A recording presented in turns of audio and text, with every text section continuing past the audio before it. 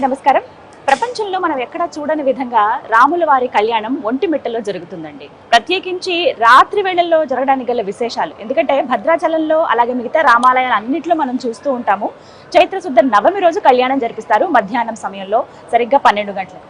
కానీ ఒంటిమిట్టలో మాత్రమే పౌర్ణమి గడియల్లో కళ్యాణం జరిపిస్తారు. దీనికి గల కారణం ఏంటి, అలాగే ఒంటిమిట్ట రామాలయ విశిష్టత గురించి కూడా తెలుసుకుందాం. మనతో పాటు ఉన్నారు ఒంటిమిట్ట కోదండ రామాలయం అర్చకులు శ్రవణ్ కుమార్ గారు. వారితో మాట్లాడదాం. గురుగారు నమస్కారం అండి. నమస్కారం.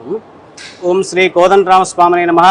ఒంటిమిట్ట ఏకశిలా నగరము, శ్రీ కోదండరామ స్వామి దేవస్థానము, తిరుమల తిరుపతి దేవస్థానము.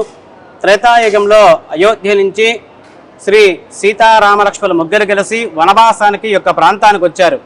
అప్పుడు ఈ ప్రాంతంలో శృంగియక్క మహర్షి, వృకుండ మహర్షి ఇద్దరు ఋషులు యజ్ఞయాగాదులు చేస్తుండే వారి ప్రాంతంలో.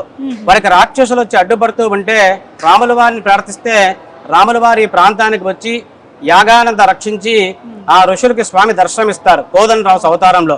అందువల్ల స్వామివారికి ఇక్కడ కోదండరామ స్వామి పేరు. ఇక్కడ గర్భాలయంలో ఆంజనేయ స్వామి వారు ఉండరు.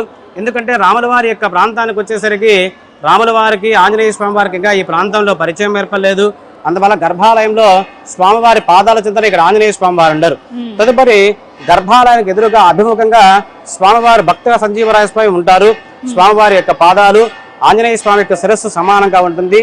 తర్వాత లోపల గర్భాలయంలో స్వామివారి మూల విరాట్ 3 విగ్రహాలు కింద భూగర్భం నుంచి ఒకే పీటపై ఏకశిలగా ఉంటారు. అందువల్ల ఏకశిల అని పేరు. అందువల్ల గ్రామానికి కూడా పూర్వనామం ఏకశిలా నగరం అని పేరు. తదుపరి ఈ గ్రామం కూడా ఒకటే మిట్టలాగుంటుంది. ఆ మిట్ట మీద 2 దొంగలు ఉండేవారు, వంటుడు మిట్టుడని. వాళ్ళిద్దరూ దొంగతనాలు చేసుకుంటూ ఈ ఆలయ నిర్మాణం జరగకముందు స్వామివారు ఇక్కడే గుహలో ఉండేవారు. ఇక్కడ వచ్చి దాచుకునేవారు దొంగలు. ఒకరోజు రాముల వారు ప్రత్యక్షమయ్యి మీ ఇద్దరు దొంగతనాలు మానండి, మంచిగా బ్రతకనని మంచిగా చెబితే వాళ్ళిద్దరూ అప్పటి నుంచి దొంగతనాలని మానేసి మొట్టమొదటిగా లోపల గర్భాలను నిర్మించారు. అందువల్ల గ్రామానికి వాళ్ళిద్దరి పేరుతో ప్రస్తుతానికి ఒంటిమిట్టగా పేరొందింది.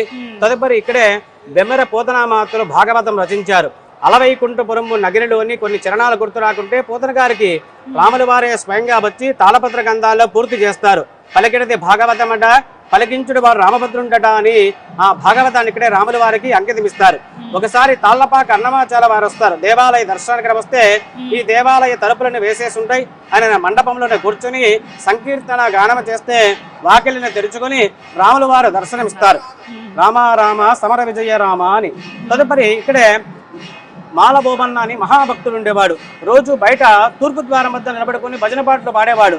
రామ రామ అనట రావంతు ఏకశిలా పురాధామ కాపాడు నివంతులు పాడుతూ ఉంటే ఈ ఊరిలో గ్రామాధికారులు పెద్దలంతా వచ్చి అతను అంటరాడి వాడని దేవాలయం వెనకవైపు తోసేస్తారు. ఉదయాన్నే అర్చకులు వచ్చి వాకిల తీగా రాముల వారికి విగ్రహం కూడా పడవల వైపు తిరిగి ఉంటుంది. ఏమి స్వామి అపరాధము అంటే నాకు భక్తి ప్రధానము, కులము ప్రధానం కాదని ఈ యొక్క జగత్తుకంతా హితోపదేశం చేస్తారు రాముల వారు. యథా ప్రకారంగా ఆయన తీసుకొని వచ్చి రావయ్య నువ్వు రామభక్తుడమని అదంతా భజన పాట పాడించేవారు. యథా ప్రకారంగా రాముల వారు తూర్పు తిరుగుతారు. తర్వాత ఇమాం బేగ్ అని ఒక నవాబ్ ముస్లిం ఒక ఆయన ఈ దారిలో సిద్ధపడిన కోటకు వెళ్తుంటాడు. కొంతసేపు గుర్రానికి సేద తీర్చుకుందామని ఈ దేవాలయం చుట్టూ అంకణాలున్నాయి నిలబడతాడు. ఇక్కడ ప్రజలంతా వాదోపదానం చేసుకుంటుంటారు రాముల వారు ఉన్నారు లేరని. ఆ నవాబు వాళ్ళ దగ్గరికి వెళ్ళేసి ఏమయ్యా మీ రాముల వారు పిలిస్తే పలుకుతారా అంటే చిత్తశుద్ధితో పిలిస్తే తప్పకుండా పలుకుతానగా అప్పుడు దేవాలయ ద్వారాలన్నీ గట్టిగా వేసేసి గట్టిగా తూర్పు ద్వారం నుంచి రామ రామ రామ అంటే లోపల గర్భాలయం నుంచి ఓ ఓ అనే శబ్దం వినపడిందని రాముల వారు ఉన్నారని గ్రహించి స్వామివారి అభిషేకానికి భావిస్తారు. తర్వాత ఈ దేవాలయ ప్రసన ప్రాంతాల్లో సీతారామ లక్ష్మణులు ముగ్గురు సంచరిస్తూ ఉంటే సీతాదేవి అడుగుతుంది రాముల వారిని, స్వామి ఇక్కడ వన్యప్రాణులకు జంతుజాలములకు ఆహారము నీరు ఎలా అడగ్గా సీతాదేవికి దాహంగా ఉందని గ్రహించి రాముల వారి బాణం వేస్తారు. అది రామతీర్థము.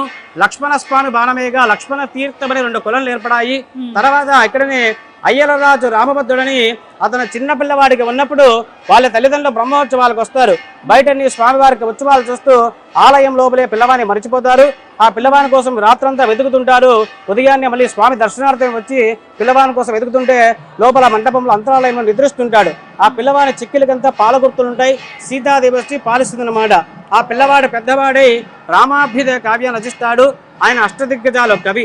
తర్వాత ఇక్కడే ఆంధ్ర వాల్మీకి అని వావులకొన సుబ్బారావు గారు సంస్కృతంలో రామాయణాన్ని యథాతథంగా ఆంధ్రంలోకి తెలుగులోకి రచించి ఎన్నో గ్రంథాలు రచించి ఈ దేవాలయ యోధులంతా చేశారు. తదుపరి ఈ ఆలయ నిర్మాణం వచ్చి 11వ శతాబ్దంలో చోళరాజు కాలంలో ఈ ఆలయ నిర్మాణం జరిగింది. ఇది భద్రాచలం కంటే 600 సంవత్సరాల ముందు దేవాలయము, రెండవ అయోధ్య. తదుపరి స్వామివారికి విశేషంగా చైత్రశుద్ధ అష్టమి నుంచి చైత్ర బహుళ తది వరకు స్వామివారి యొక్క వార్షిక బ్రహ్మోత్సవాలు అంగరంగ వైభవంగా తిరుమల తిరుపతి దేవస్థాన ఆధ్వర్యంలో పాంచరాత్ర ఆగమ శాస్త్ర ప్రకారంగా జరుగుతూ ఉన్నాయి. దానిలో భాగంగా మనకు విశేషంగా స్వామివారికి మొదటి రోజున శేషవాహనము, రెండవ రోజున హంసవాహనము, మూడవ రోజున సింహవాహనము, నాలుగవ రోజున హనుమ సేవ, ఐదవ రోజున గరుడ సేవ, ఆరో రోజున స్వామివారి యొక్క కళ్యాణ మహోత్సవం. అలా ఎందుకంటే మనకు పౌర్ణమికి ముందు చతుర్దశి రోజున స్వామి యొక్క కళ్యాణ మహోత్సవం జరుగుతుంది. మనకు త్రేతాయుగంలో రాముల వారి యొక్క జననం జరిగినప్పుడు సకల ముక్కోటి దేవతందరూ ఆయన జననాన్ని చూస్తారు. ఒక్క చంద్రుడు మాత్రం చూడలేక బాధపడుతుంటే రాముల వారు ఒక వరం ఇస్తారు. ఆ వరం మేరకి రాముల వారి పక్కనే చంద్రుడు పెట్టుకొని రామచంద్రుడిగా పేరొందాడు. తదుపరి రాముల వారి కళ్యాణం కూడా త్రేతాయుగంలో అది కూడా ఉదయాన్నే జరుగుతుంది. దానికోసం కూడా బాధపడుతుంటే రాముల వారికి మరొక వరం ఇస్తారు. ఆ వరం మేరకే ఈ యొక్క ఒంటిమిట్ట ఏకశిలానగరంలో చతుర్దశి పౌర్ణమి గడియలందు స్వామివారి యొక్క కళ్యాణ మహోత్సవం జరుగుతుంది. తర్వాత ఇక్కడ విశేషం ఏంటంటే మనకు రాముల వారి కళ్యాణోత్సవం ముందు త్రేతాయుగంలో రాముల వారు శివధనుసును విరిచారు. దాన్ని శివతరూపంగా అంటాం. ఆ యొక్క ఉత్సవం మనకు ఒంటిమిట్లో ప్రత్యేకంగా జరుగుతుంది. కళ్యాణోత్సవం రోజున ఉదయాన్నే శివధనుపుకి అలంకారం జరిపి ఆ యొక్క ఉత్సవం జరిపి సాయంకాలం ఎదుర్కోలు జరిపి రాత్రి వేళ యందు చంద్రుడి యొక్క సమక్షంలో స్వామివారి యొక్క కళ్యాణ మహోత్సవము అత్యంత వైభవపేతంగా చంద్రుడి యొక్క సమక్షంలో స్వామి యొక్క కళ్యాణ మహోత్సవం జరుగుతుంది. తదుపరి రథోత్సవము, తదుపరి స్వామివారికి అశ్వవాహన సేవ, తదుపరి పూర్ణాహుతి, చక్రస్నానము, పూర్ణాహుతి, తదుపరి పుష్పయాగంతో స్వామివారి యొక్క వార్షిక మహోత్సవాలు ముగుస్తాయి. చాలా ప్రత్యేకం కదండి ఇప్పుడు ఉన్నటువంటి రామాలయాలన్నింటిలో అతి పురాతనమైనది కూడా. మొత్తం మనం భారతదేశంలోనే ఒక విశ్వంలోనే అత్యంత ప్రాచీనమైన దేవాలయము ఒక రామాలయము, ఈ కోదండరామ దేవాలయము.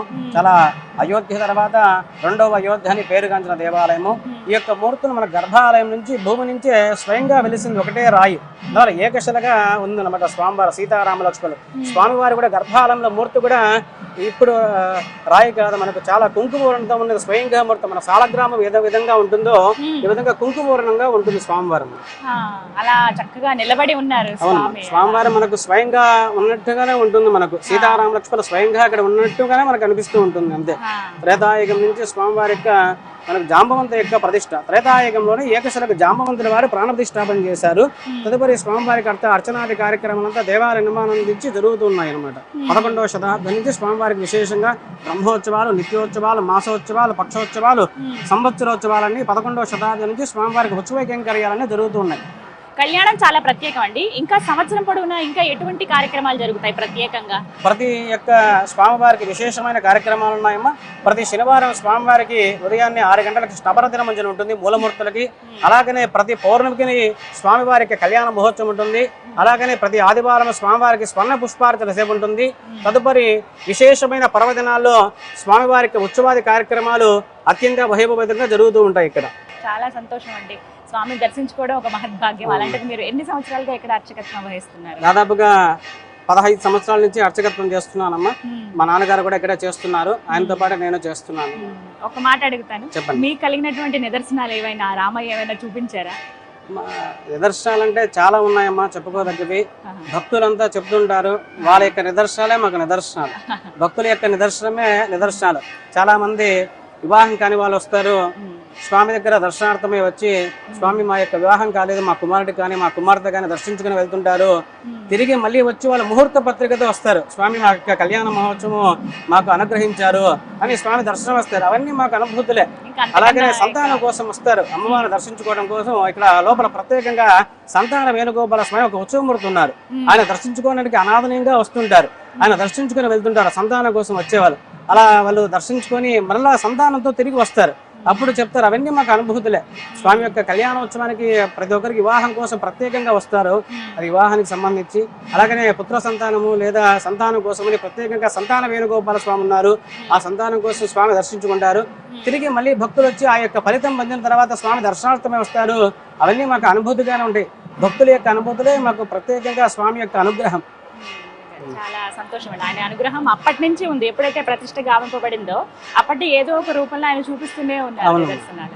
చాలా సంతోషం అండి. చాలా చక్కగా వివరించి చెప్పారు. సంతోషం. నమస్కారం. నమస్కారం.